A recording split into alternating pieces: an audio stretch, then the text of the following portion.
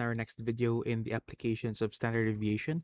And in this video, we're going to talk about the Pearsonian skewness. This is going to be a short video about the details of the Pearsonian skewness, and then we're going to give an example, maybe next video.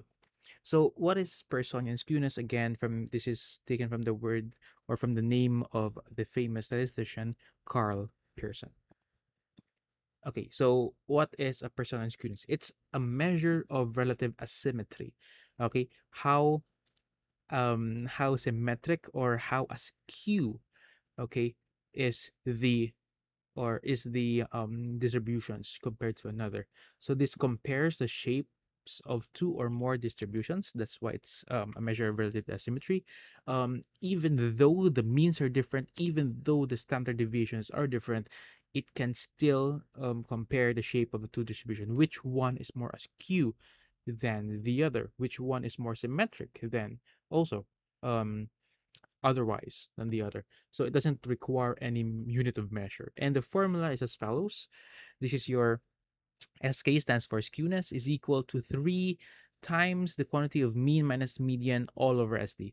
So with this in mind, before we can get the Pearsonian skewness of any distribution, we need to get the mean first, and then we need to get the median and also, of course, the SD in that matter. Okay. Furthermore, we need to have some definition or some interpretation of the values we can get. So again, formula is SK, the skewness is equal to 3 times quantity of mean minus median all over SD. If the SK value is greater than 0, then it is positively skewed. Okay, it's positively skewed.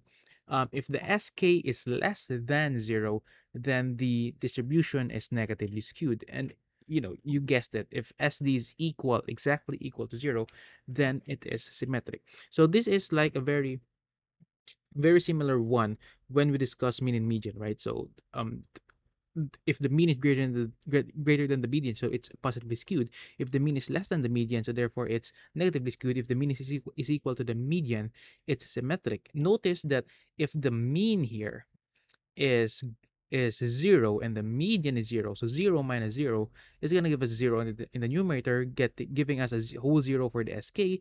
So hence it's symmetric because SK is equal to 0. If the mean is greater than the median, as you can see, so mean is greater than median, so therefore this is going to be a positive value. Positive value times 3 is still a positive value. A positive value divided by SD is still going to be a positive value. Hence SK greater than 0 is going to be a positively skewed distribution. On the other hand, if the mean is less than the median, so what we're going to do is we're going to have a negative integer in this um in this group, and then this negative integer multiplied by 3 and then divided by SD will still be a negative integer, giving us a negatively skewed distribution. Hence, mean when the mean is less than the median, so therefore it's a negatively skewed distribution. We have a rule of thumb for how symmetric the graph is. This is taken from Bulmer, from his book in 1979. Um, he said, or she said, I'm not sure about the gender or the sex. If SK, if your SK is less than -1 or greater than +1, so we can see the extremes here. So imagine a number line. To make this right. So 0 is in between. Put it here. Let's put -1 here and +1 here.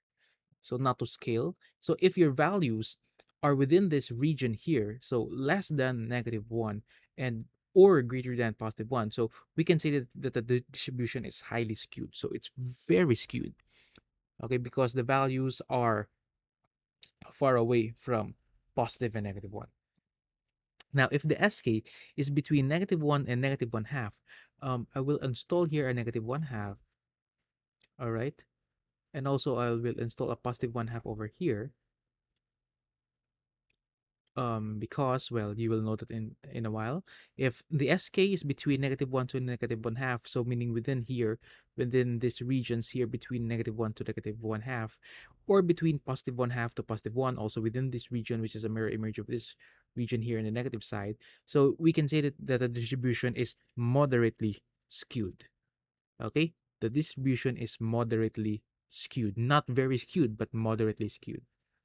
And hence, if the sk is between -1 to positive, rather -1/2 to +1/2, meaning within this area here, including the zero itself, so we can say that that distribution is approximately symmetric. And if it is equal to zero, therefore it is perfectly symmetric.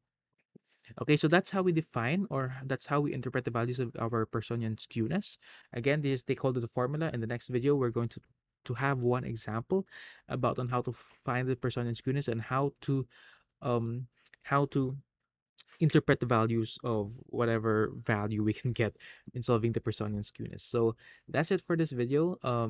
That's the end of one application of the standard deviation that is in the Pearsonian skewness to tell us the relative asymmetry of its distribution, and then comparing the shape of the distribution to the other distributions. So that's it for this video. Thank you very much for watching, and I hope that you would like and also subscribe to this channel. Okay, see ya.